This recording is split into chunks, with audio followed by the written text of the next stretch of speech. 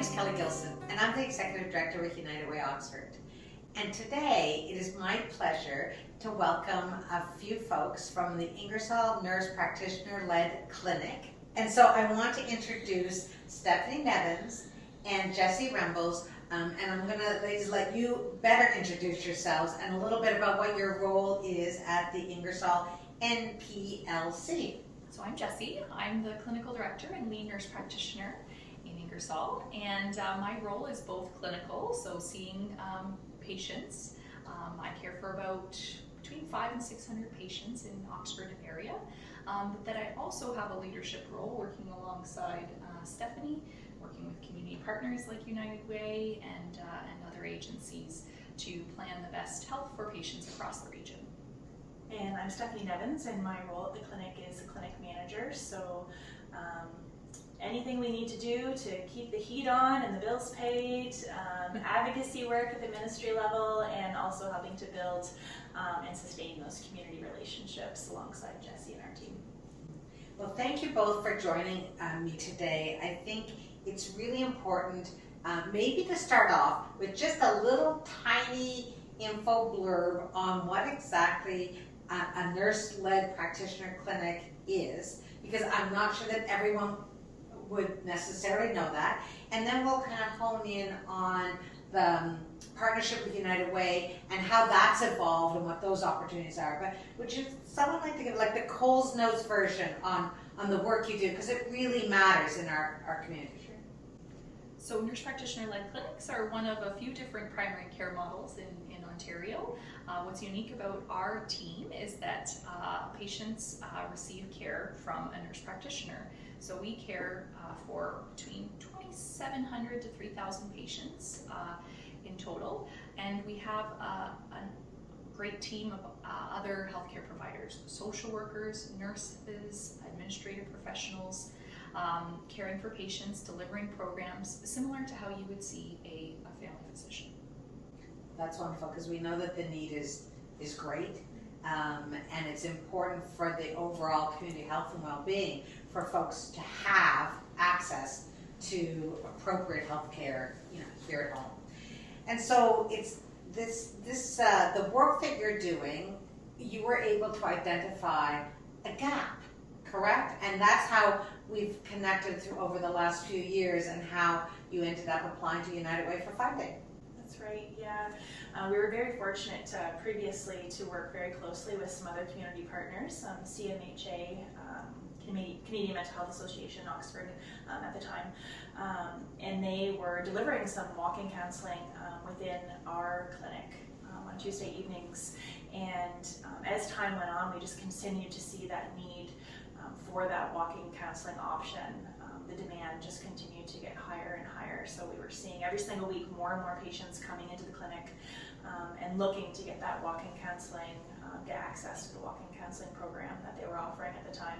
So we had a conversation basically with our team and thought, the patients know where to come, they know to come here, they've obviously identified us as a safe space to come. How do we help? How do we help do more, and how do we help everyone get access to this type of care? And I think that's so wonderful, because when United Way is looking at how we fund and organizations and the programs, we are really looking for organizations that truly understand community need, what matters to the people that they serve, and how they've identified those gaps and their plans to fill those gaps. And so we have been funding walking counseling for many, many years, because we had heard loud and clear from our community partners, and more importantly, even from people on the ground utilizing those services, that they needed local, timely, accessible, relationship-based supports, that they needed the support when they needed it, sort of in the here and now, not to go on a waiting list, not to be told that in 6 months they can see someone, right? So because it fit our priority area of community well-being, of building strong communities and healthy people, we have been really investing there. And now, in the last few years, really proud to be able to invest in your services so that you can up the ante by providing even more walk-in supports. And then you've had some learnings through that process as well, correct? That's correct. Yeah, throughout the last almost 2 years, right, starting with walk-in counseling, providing mental health and addiction support, but having the opportunity to grow. So we recognized a significant need in Oxford, and that there's no trans care available. So our social worker Carson had an expertise and a passion, and identified that we should be offering this for our community. And with United Way's support, we were able to start the Oxford County Trans Clinic, providing mental health counseling support for individuals seeking gender-affirming care, as well as medical support, seeing somebody like me, or nurse practitioners were partnered with Thames Valley Family Health Team for hormone starts or surgical referrals. So it's really been an evolution, right, to see that. And we continue to offer walk-in counseling and crisis at the time, the place that patients need it most, but not in a way to duplicate the services for the community, but really work more closely and collaboratively with those partners. Jessie, I think that is such an important point, because sometimes it is easy to think, well, if this organization is offering this care and another organization is offering virtually what looks to be on the outside similar or the same, then it's a duplication.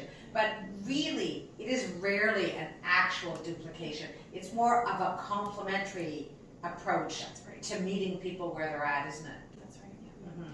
Because some individuals, the Ingersoll NPLC has been in the community for over 10 years now, and being able to sort of walk in and access in a place that they recognize and feel safe is really important. And when we're talking about access to counseling, so whether it's through the walk-in counseling or the gender-affirming care, the support, feeling that you are welcome, feeling that you're safe and included, and that when you open the door, you're in the right place, that matters. It really matters to folks. And maybe you could tell us a little bit about, for instance, how you've seen things change through the pandemic, but both in how you've kind of been able to adapt services to meet people in some new and innovative ways, but also what people are presenting with, some of the struggles that are real that many of us are facing. Yeah, we were able to adopt some different ways to deliver care over the last couple of years, which has been critical in the healthcare system in general. I think we've talked about it for a long time, but being able to figure out how do we do that. So being able to provide all of the patients in-person care, virtual care, whether that be through the form of telephone visit or video visit, which has been so helpful to provide some balance with them being able to get access. So not having to leave work, but still being able to get that appointment. And then really seeing a huge variety of different needs in the community, whether it be individuals looking for support with their families, learning how to navigate being home with their kids all the time, navigating job loss, maybe there's some marital challenges or some financial burdens that they haven't ever had to previously deal with that they're dealing with now. So it's been a real eye-opening experience, I think, for everyone. And as you were saying, it's always been a need, right? Yeah. Even our United Way Oxford journey started before the pandemic. That's right. And through COVID, that need has just skyrocketed. I see that every day in almost nearly every clinical encounter, that someone is dealing with a level of mental health. Everybody's got a story and a journey and a challenge they're experiencing, right? Mm-hmm. So this is we're just so grateful that we can offer this for people. Well, and we're so proud that we can invest to help you offer that, to help you build a case for future sustainable funding to continue to move that work forward. And just going back to, this is a very caring and compassionate community. We are very fortunate to have so many generous people across Oxford who really want to support United Way and in turn support the work of our partners.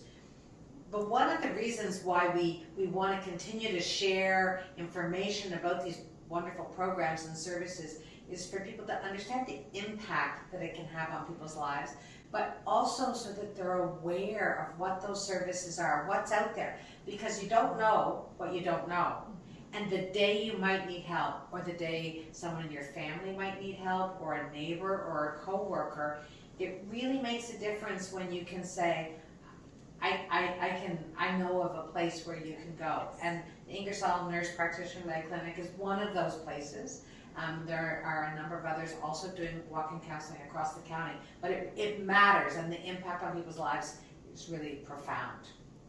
And so, can you tell us a little bit about how the gender affirming care, the trans clinic, is changing and evolving, and how the need is really there and you're meeting it? Yes, so we officially launched during Pride Month in June of this year, but we've been seeing individuals for this type of care sort of as a soft launch since the end of 2021. We receive referrals daily, so absolute need.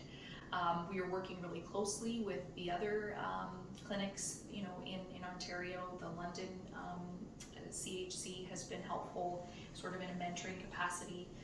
Both myself and our walk-in counselor have done some extra training and professional development in order to provide that. It's evolved further because now we're trying to expand it and make sure in line with that, so people can access the care where they need it. And that Thames Valley Family Health team now is supporting with offering nurse practitioners who will also see patients.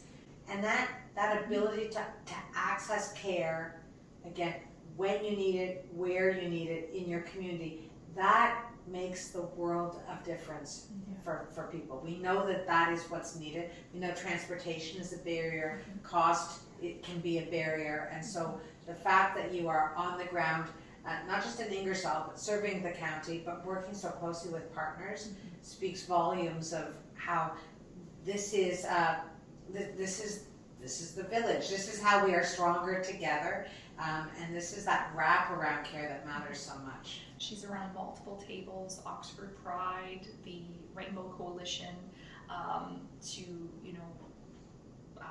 not advertise, but to promote and just get the word out there that these services are available.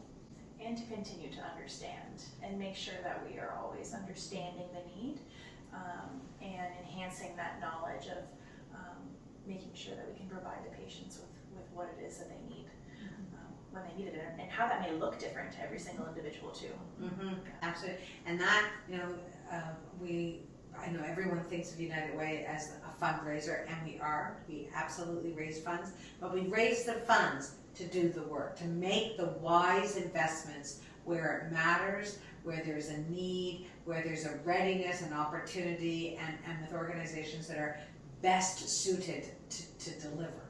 And understanding from the client's perspective, from the community's perspective, really to create or to inform the work is critical, and it's one of the things we look for when we're evaluating through our process, and we know that you certainly do that in spades in building that relationship with the individuals that you serve through your clinic. So thank you both for joining me today to share a little bit about the overall work of the Ingersoll Nurse Practitioner-led Clinic, but specifically the walk-in counseling work and the gender affirming care that United Way Oxford is proud to be able to support your efforts and to help you build that case for sustainable long-term Ministry of Health funding, so that then our dollars can move to offset other supports to continue to build a healthy Oxford County for all. And thank you for people that are watching. Please stay tuned and watch for future interviews where we will continue to share the work of United Way Oxford and our wonderful partners and the impact that they're having on lives of people across Oxford County. It is how we work together to build a healthier community for all. Thank you.